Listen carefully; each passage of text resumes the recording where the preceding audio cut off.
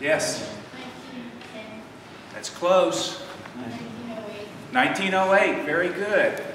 That's when he started the Boy Scouts. It started here in the United States, and troops started forming about 1910 in here. But in 1919, Lord Baden-Powell convened the first training course for the adult volunteers, and he called it Wood Badge.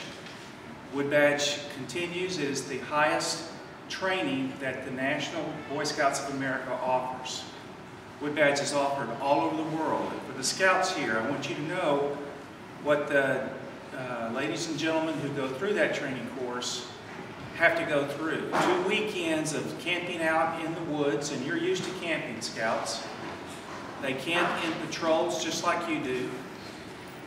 And then they get to work for a full year after that, trying to apply what they've learned. I'm trying to impress on you that the adults who have been through this have put a lot of work in this. And I'd ask all of the adults in the audience who have earned the Wood Badge beads to please stand.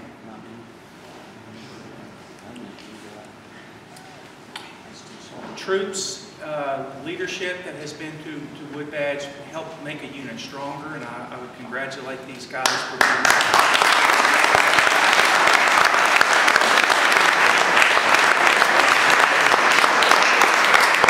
Here tonight to honor Lewis Lance as being the next person to have completed the requirements and to proudly wear these beads.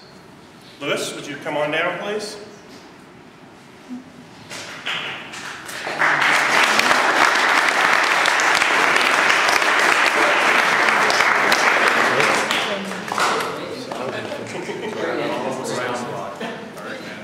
Okay.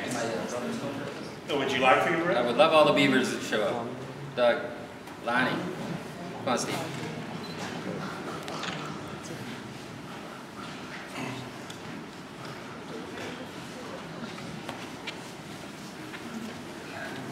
So these guys were in Lewis's patrol. Wood Badge has many symbols. The axe and log is one of the symbols of Wood Badge. These beads are one of the main symbols of Wood Badge.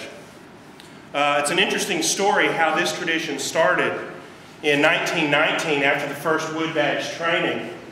Lord Baden-Powell was looking for some token to show, to give to the leaders that had completed that first Wood Badge training.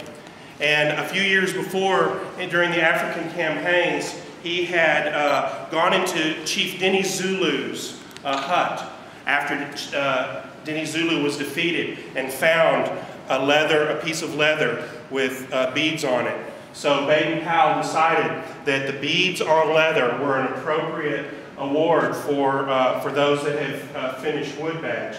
So the first token is the beads on the leather thong. Oh yeah. Oh yeah. Eat your heart out, Sean. There are several here that are going through Wood Badge as well, so you guys will be doing this soon.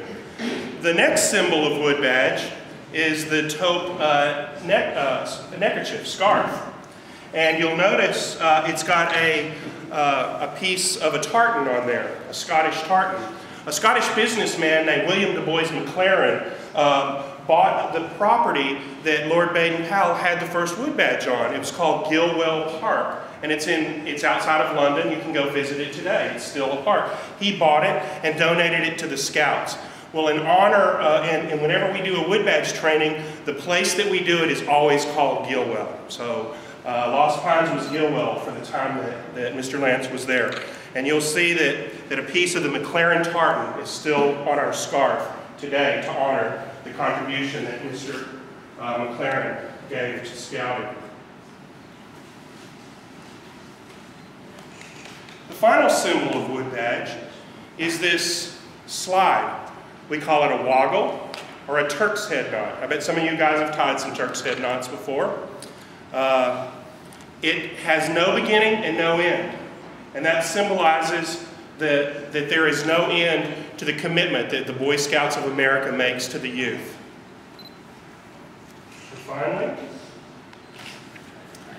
It is appropriate to wear the full neckerchief and beads with Class A uniform.